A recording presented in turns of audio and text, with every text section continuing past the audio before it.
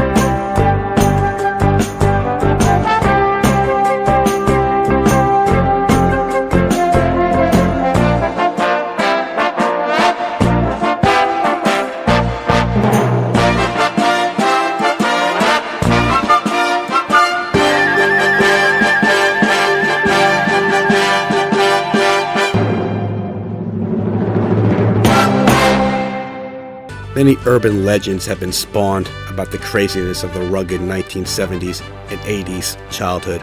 Some true, and some, well, more true. For example, was there the rite of passage in high school called Freshman Day, when the upperclassmen would hunt down pre-pubescent pipsqueaks?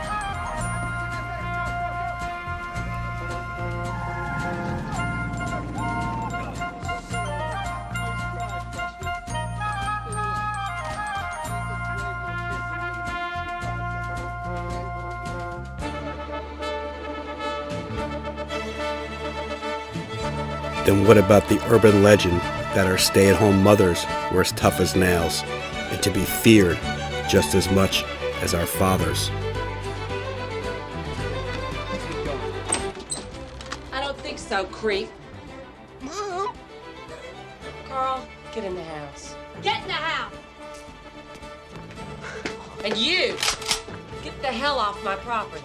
Oh, well, I'm sorry, ma'am. I was just escorting your fine young son home from school. There are some ruffians about, and Please stick around to the end, when we'll have a guest appearance from a man who grew up completely free-range and broke his arms 3 times before the age of 7, and he wasn't brought to a doctor. Talk about tough. Chuck Norris wants to shake this guy's hand. And now, back to Tough Kids 2.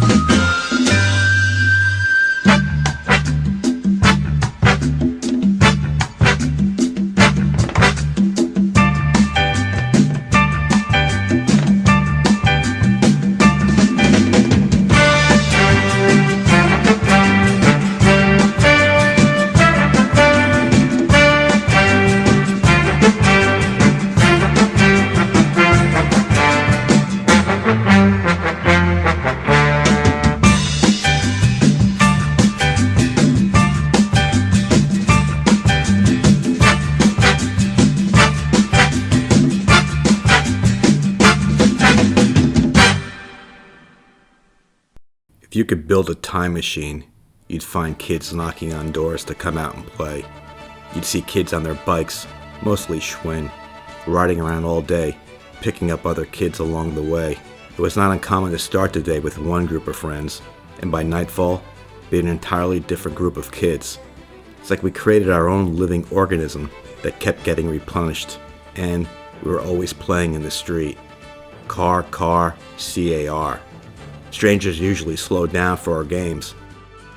If they didn't, we got revenge on the night of October 30th, also called Mischief Night, Cabbage Night, Goosey Night. Leave a comment below on what you guys called it. On Halloween, we not only trick-or-treated in different neighborhoods, sometimes we'd even drift into different towns. And inside that time machine, you'd discover our style of dress was uniquely awkward, but reflected our large family's limited budgets. Feel free to send us your own cringeworthy shots on Facebook.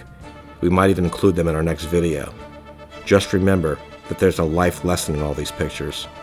Our awkward appearances never bothered us, not even now. Maybe it's because we knew how to laugh at ourselves. There's an ironic twist about laughing and teasing each other. When everybody is included in the joke, then nobody feels targeted. Nobody feels alone in their embarrassment. It's probably the most important of all tough kid lessons. Learn to laugh at yourself. It will win you plenty of friends and earn you the reputation of being called a good sport.